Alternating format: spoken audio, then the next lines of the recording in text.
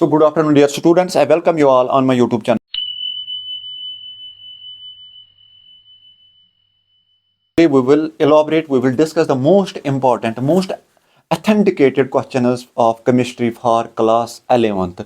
Discuss करेंगे उस angle से कि शॉर्ट, ट्रिकी और बेहतरीन तरीका कैसे है एक क्वेश्चन को लिखने का। ये कंपलसरी नहीं है कि आपका लंबा क्वेश्चन हो, आपको 150 वर्ड्स लिखने हैं। आपका लंबा क्वेश्चन 50 वर्ड्स में भी आ सकता है, लेकिन स्ट्रक्चर, केमिकल इक्वेशन या रिप्रेजेंटेशन के साथ वो बेहतरीन रहता है एज कंपेयर टू कि आप लंबा सा क्वेश्चन लिखोगे। So we have numerous questions, almost 20 questions.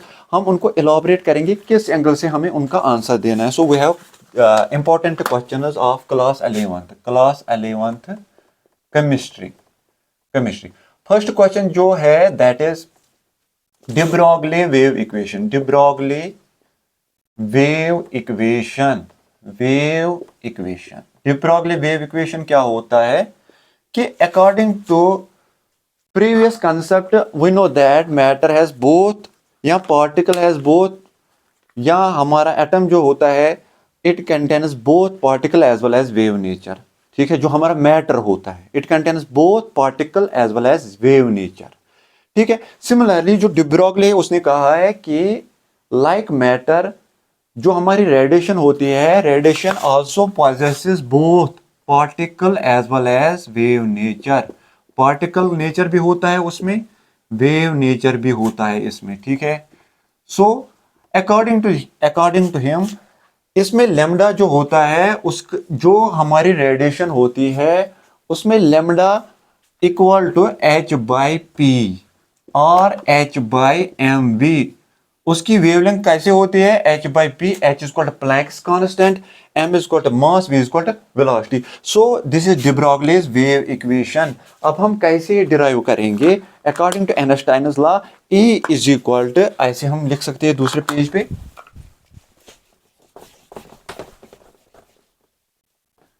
according to Einstein law E is equal to H is equal to mc square. According to quantum theory E is equal to h nu. So E is same है दोनों side, left sides are same, right side should also be same. mc square is equal to h nu. ठीक है, ठीक है ना, या h nu के बदले इसको c by lambda, frequency is equal to velocity by wavelength.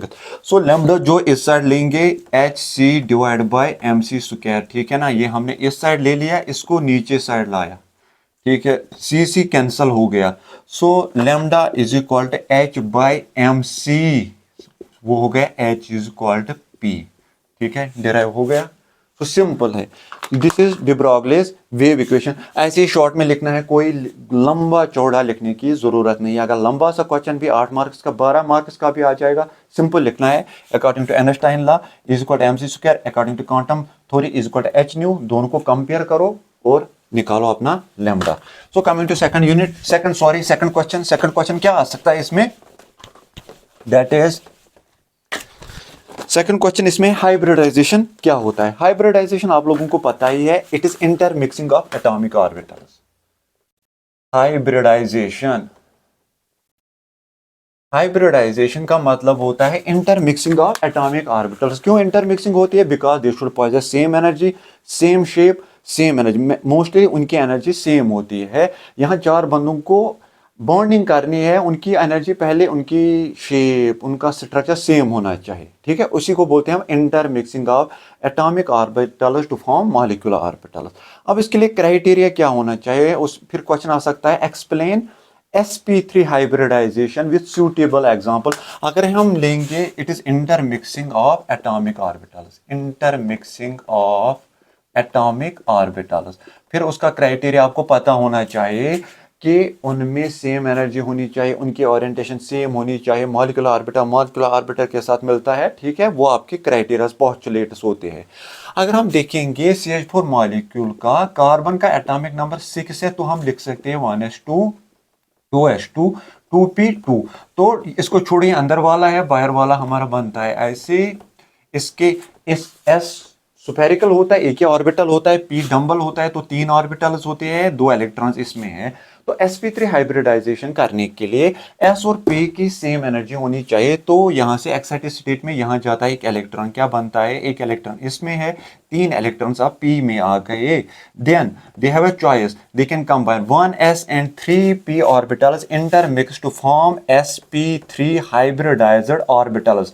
Now it don't possess only s character, it have all the characters। इसका s character भी है, इसके p characters भी है, लेकिन यहाँ s character खाली 25% है और p characters 75% है। आप ये बॉन्डिंग कर सकते हैं आराम के साथ हमारे हाइड्रोजन्स के साथ। अब कार्बन की हाइब्रिडाइजेशन क्या है, sp3 hybridization. One of the sp कितने ऑर्बिटल्स है, 4।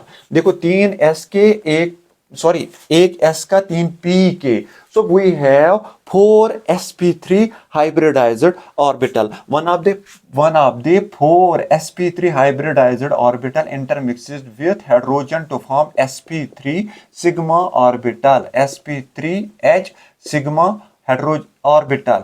सिमिलरली इस साइड से दूसरा, सिमिलरली इस साइड से तीसरा, सिमिलरली इस साइड से चौथा। So it should have sp3 hybridization. मुश्किल नहीं है, ठीक है। ये मैं आपको शो भी कर सकता हूँ मॉडल के थ्रू, लेकिन मॉडल नहीं है अभी मेरे पास, मॉडल के थ्रू भी दिखा सकता हूँ ये वाली हाइब्रिडाइजेशन। सो ये क्वेश्चन भी मुश्किल नहीं है। तीसरा क्वेश्चन इसमें है, what are the various purification methods. हमारे पास मिक्सचर ऑफ कंपाउंड्स है या मिक्सचर ऑफ सॉल्वेंट्स है, हम उनको प्यूरिफाई कैसे कर सकते हैं। What are the various purification methods, elaborate in detail, elaborate in detail. Purification methods, purification of mixture, तीसरा question, purification of mixture in detail, in detail, in detail, detail में हमें बताना है, ठीक है। मैं शॉर्ट बना रहा हूं वीडियो, अदरवाइज एक एक टॉपिक एक एक घंटे का है, तो शॉर्ट में काम ही बताना है, काम ही लिखना है जो महत्वपूर्ण है आपके लिए, ठीक है। प्यूरिफिकेशन का मतलब होता है हमारे पास कंपाउंड्स बहुत सारे होते हैं, मिक्सचर ऑफ कंपाउंड्स।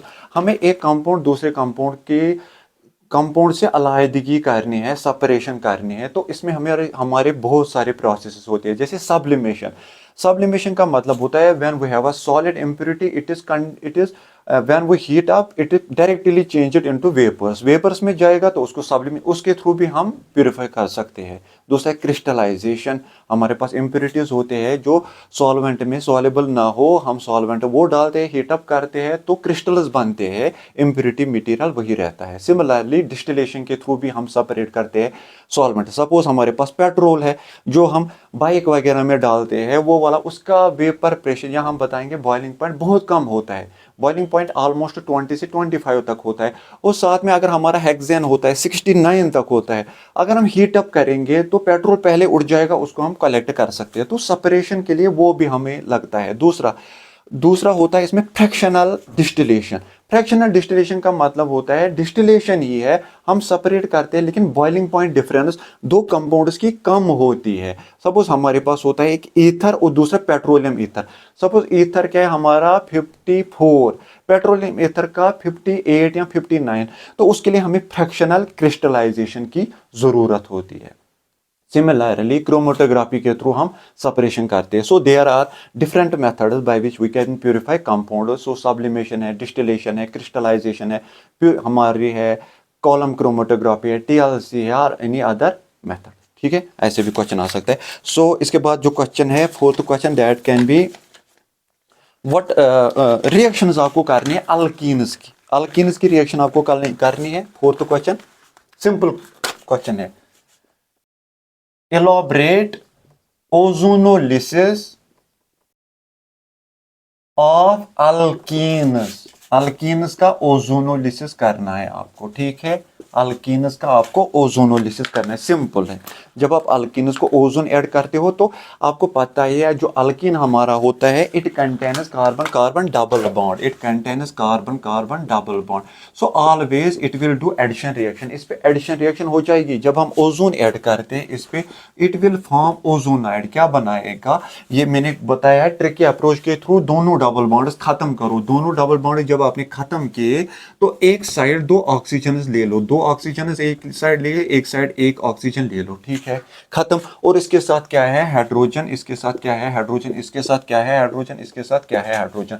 फिर चाहे जिंक ले लो, कोई सा भी ले लो, लेकिन ज्यादातर आपके केसेस में जिंक ही होता है, ठीक है। Zn+2 यहाँ से काटो, यहाँ से काटो, तो हमारे क्या बनता है, यहाँ से अल्डिहाइड एक बनता है, यहाँ से HCOH, इस साइड से भी एक अल्डिहाइड बनता है, देखो HCOH। This is the simplest equation of ozonolysis. तो सिंपल है, बीच में काटना है, इस साइड एक कंपाउंड निकल जाएगा, इस साइड दूसरा कंपाउंड, इस ऑक्सीजन को कुछ भी नहीं करना है। अब इट डिपेंड्स अपॉन यू, आप यहां से क्या ले सकते हो, आप यहां से CH3 भी ले सकते हो, लंबा सा मॉलिक्यूल ऐसे, देखो और एक एग्जांपल दिखा सकता हूं इसमें ओजोनोलिसिस में फिर से।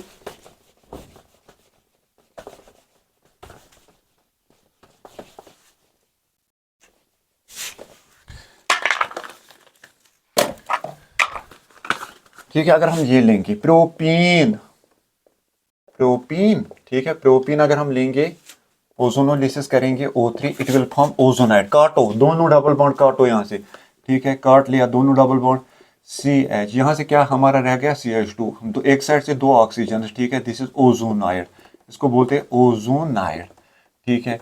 फिर जिंक जब आप डालते हो, ठीक है ना, हाइड्रोलिसिस करके H3O, यहां से काटो, यहां से काटो, यहां से क्या बन जाएगा हमारा CH3COH प्लस फॉर्मल्डेहाइड HCOH।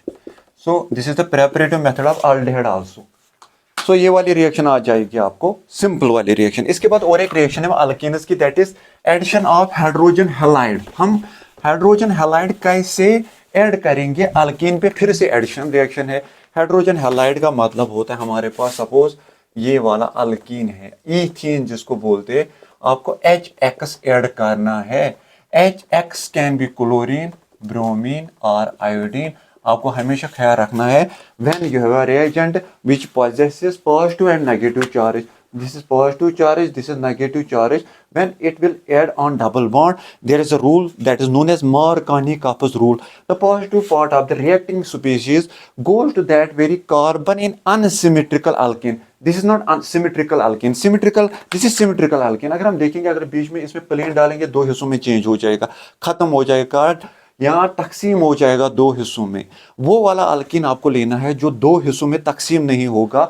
अगर हम इसमें प्लेन डालेंगे, दो हिस्सों में तकसीम होगा, देखो ऐसे अगर हम प्लेन डालेंगे, अगर हम इसके बदले में ये वाला प्रोपीन लेंगे तो दो हिस्सों में तकसीम नहीं होगा। लेकिन आपको प्लेन किस साइड से डालना है, आपको प्लेन, ये अगर ये प्लेन है, आपको ये डबल बॉन्ड के ऊपर लगाना है। डबल बॉन्ड के ऊपर अगर हम प्लेन डालेंगे ऐसे, अगर हम एक प्लेन ऐसे डालेंगे, इस साइड CH2, इस साइड बड़ा ग्रुप है, so this is unsymmetrical alkene. So in case of unsymmetrical alkene, when we have a reagent which possesses positive and negative charge, the positive part of the addendum, the positive part of the reacting species goes to that very carbon which contains maximum number of hydrogen atoms. So ये आ जाएगा यहाँ, this is Markovnik's rule, this will come here. So क्या बन जाएगा हमारा CH3CH, यहाँ आ जाएगा X, CH2, यहाँ आ जाएगा H। So this is Markovnik's rule. फिर से लिख लो, the positive in case of unsymmetrical alkene, this is unsymmetrical alkene, यहाँ से दो हिस्सों में तकसीम नहीं होता है, ये दो हिस्सों में तकसीम होता है, कोई मसला नहीं, चाहे आप यहाँ हाइड्रोजन ऐड करो, यहाँ एक्स करो, यहाँ एक्स करो, यहाँ एच करो, कोई फायदा नहीं, सेम ही प्रोडक्ट हमारा बनता है। But in case of unsymmetrical alkene, there will be difference in product formation.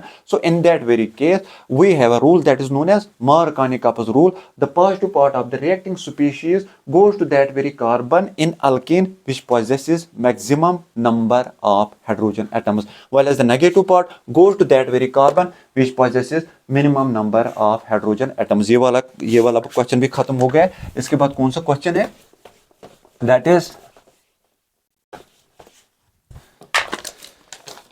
इसके बाद है, हाँ, क्विकलाइम जो होता है उसकी एप्लीकेशंस क्या होती है। Quicklime, CaO, what are the applications of quicklime.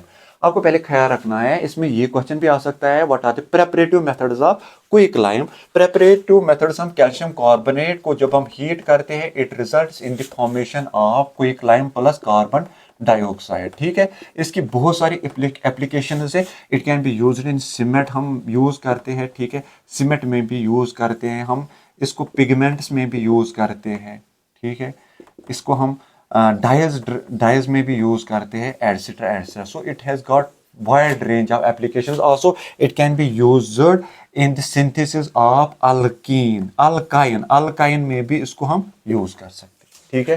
So quicklime के ये एप्लीकेशंस होते हैं। ये वाला क्वेश्चन भी खत्म हो गया। इसके बाद और एक क्वेश्चन देखेंगे। इसके बाद और एक क्वेश्चन बनेगा हमारा, हाँ, इसके बाद हमारा क्वेश्चन है रेजोनेंस इफेक्ट क्या होता है। रेजोनेंस बहुत इंपॉर्टेंट क्वेश्चन है, 9th question, that is resonance effect. Resonance effect आपको ख्याल रखना है, when we have two double bonds we have two pi system हमारे पास है।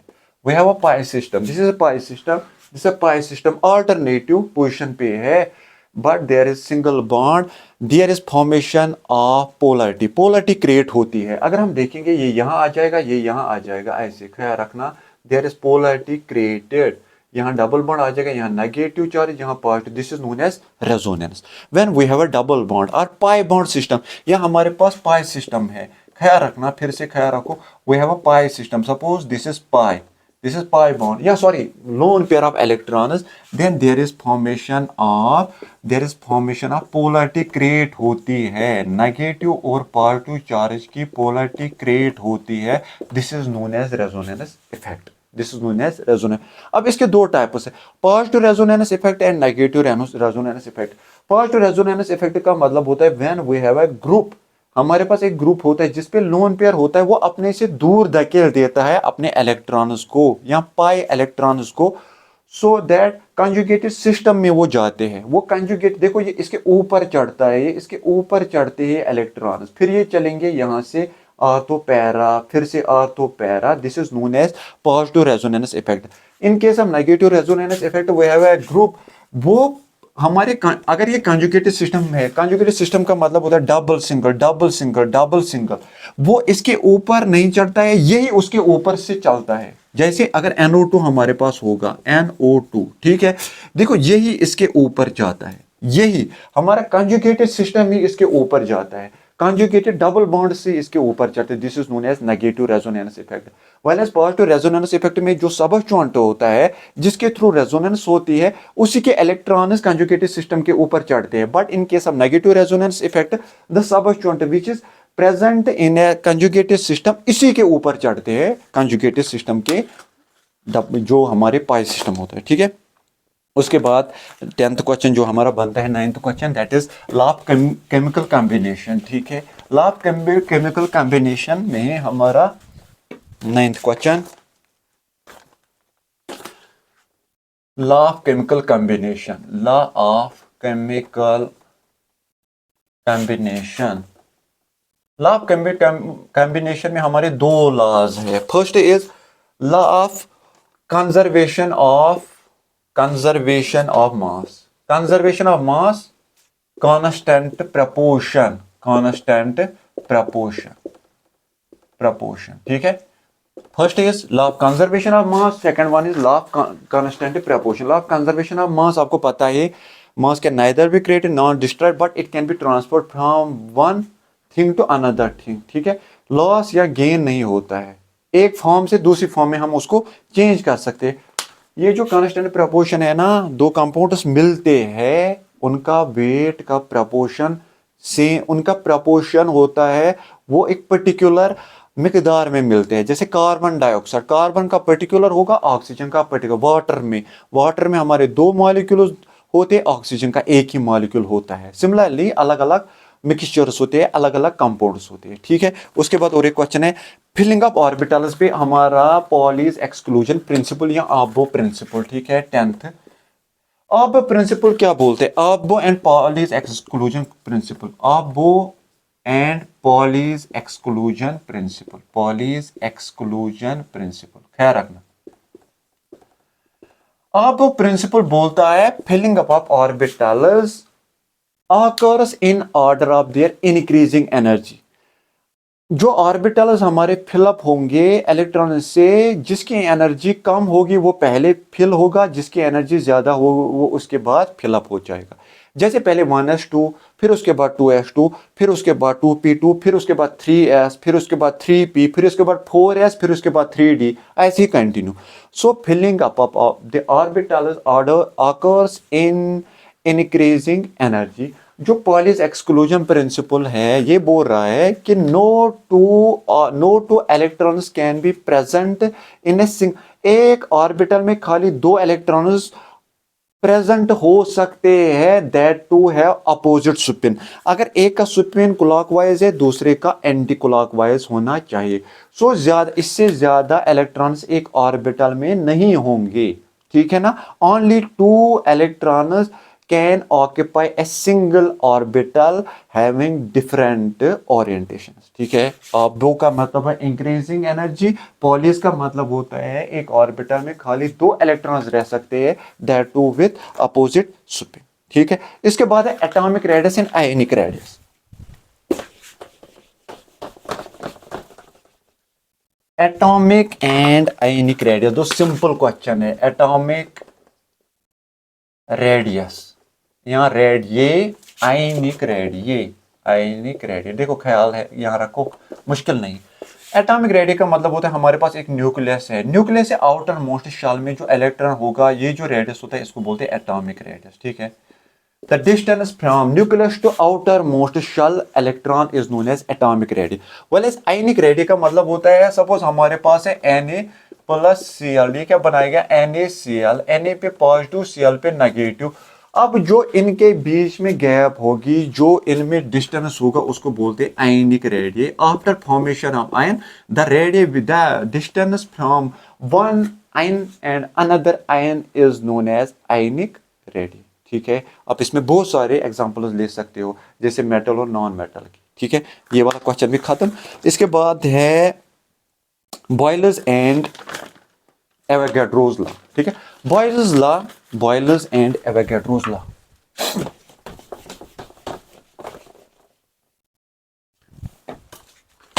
बॉयलर्स लॉ का मतलब होता है at constant temperature pressure is directly proportional to volume. और अब ऐसे भी बोल सकते P is equal to K1/V और PV is equal to constant. ठीक है. इनका ग्राफ ऐसे है. प्रेशर 1/वॉल्यूम ऐसे आ जाएगा. At 200 pressure atmospheric pressure 400 600. ठीक है.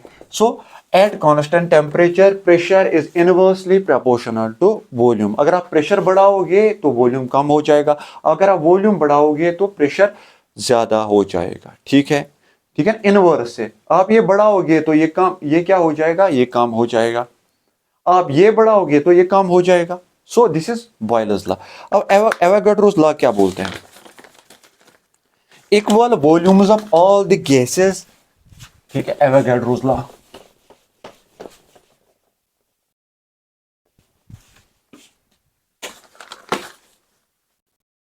Avogadro's law.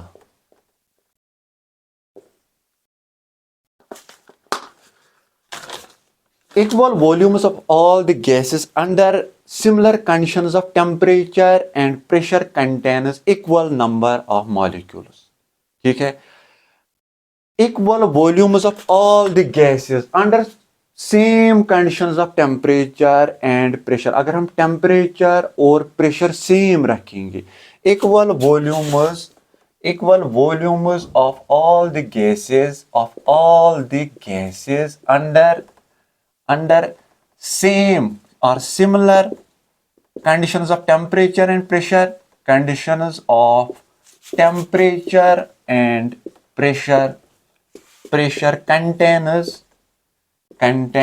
equal number of volumes.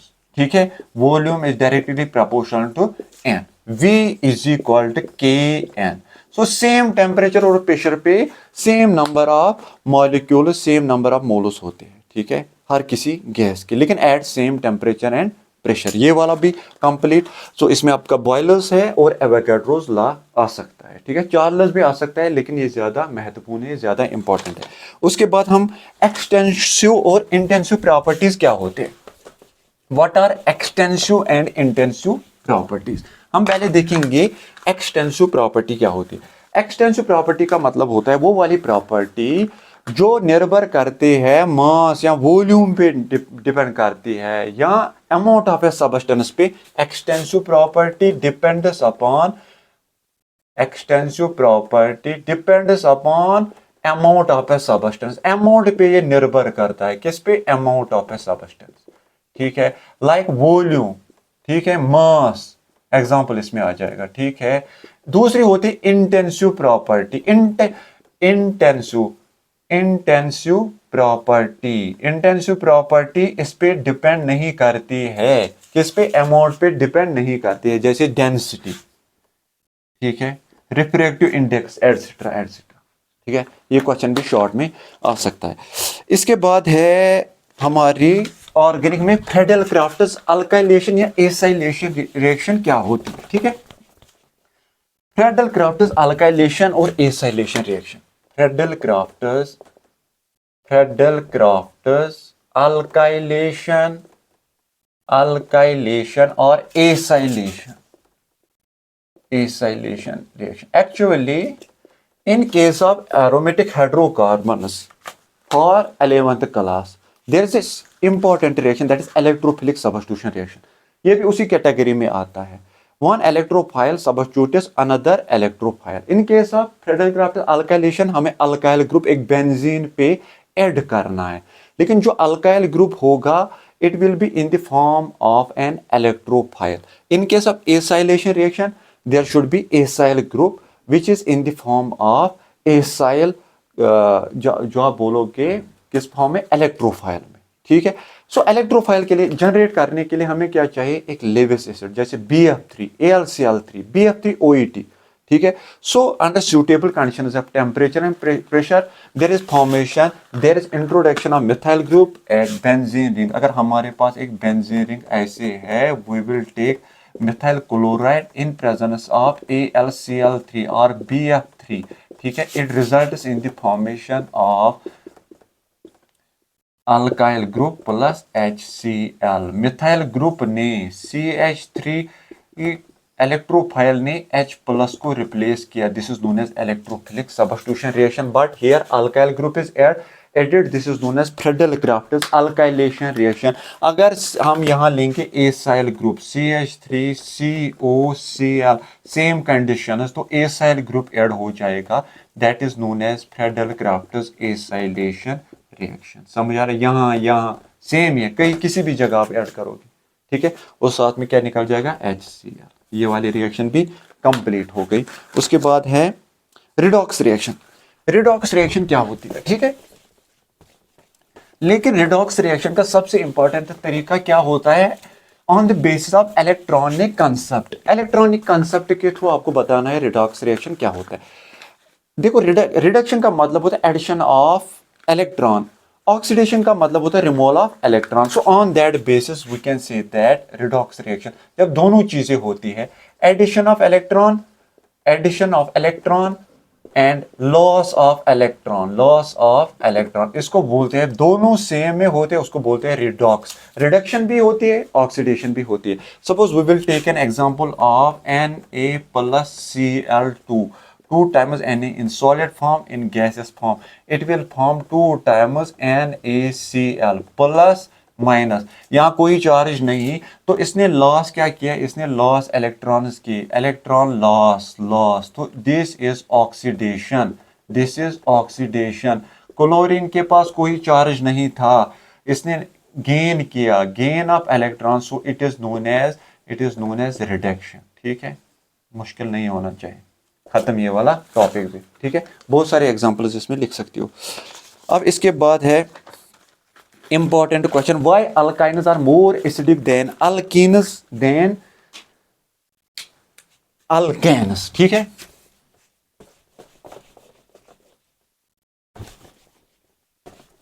बहुत इंपॉर्टेंट क्वेश्चन है, why alkynes are more acidic than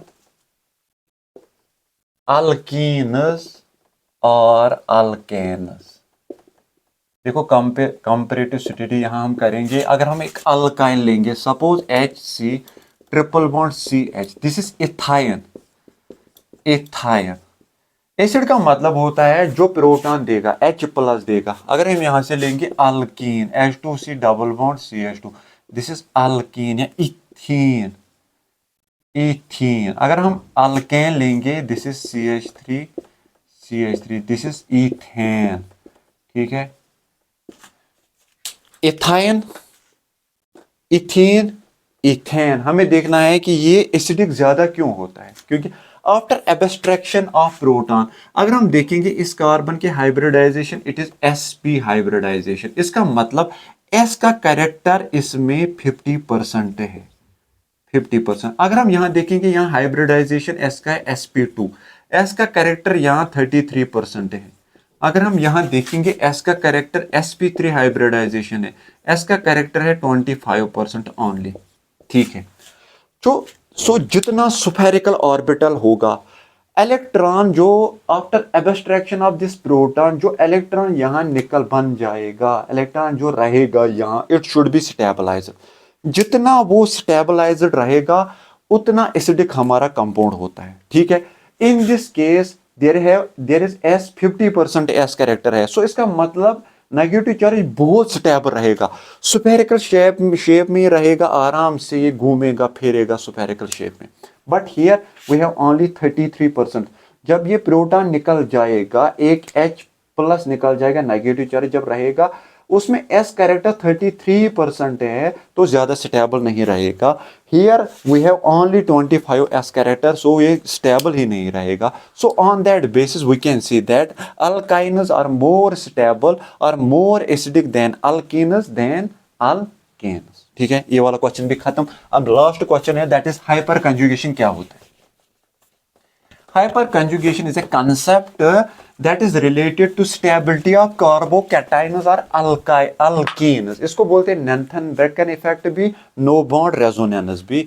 so suppose हमारे पास एक कार्बोकैटायन है, वी हैव अ कार्बोकैटायन। ठीक है, इसके बगल में जो अल्फा कार्बन्स होते हैं, that stabilises this carbocation.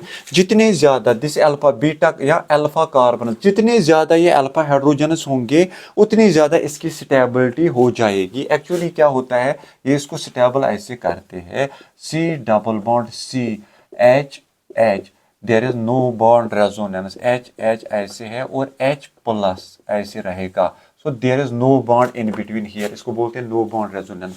Similarly ये भी कर सकता है, ये भी कर सकते हैं। So here we have 3 alpha hydrogens, 1 2 3, so it has 3 hyperconjugative structures। अगर ऐसे हमारा होगा, so we can say that hyperconjugation is stability of carbocations or alkenes through sigma bond. Sigma bond के थ्रू स्टेबिलिटी बढ़ती है, सो इसको बोलते हैं हम हाइपर कंजुगेशन। और एग्जांपल हम देखेंगे, C प्लस H, यहां से CH यहां से CH एंड H। अब यहां देखो अल्फा कार्बन कितने हैं, 1 2 3, 1 2 3। ठीक है ना, ये नहीं है, this is this carbocation carbon, so it has 6 hyper conjugative structures, so this is more stable then previous one. So this was all about the elaboration of certain topics for class 11th जो chemistry subject है। Hopefully आपको ये थोड़ा बहुत समझ में आया होगा। Thank you for your cooperation, जबरदस्त कोऑपरेशन रहा।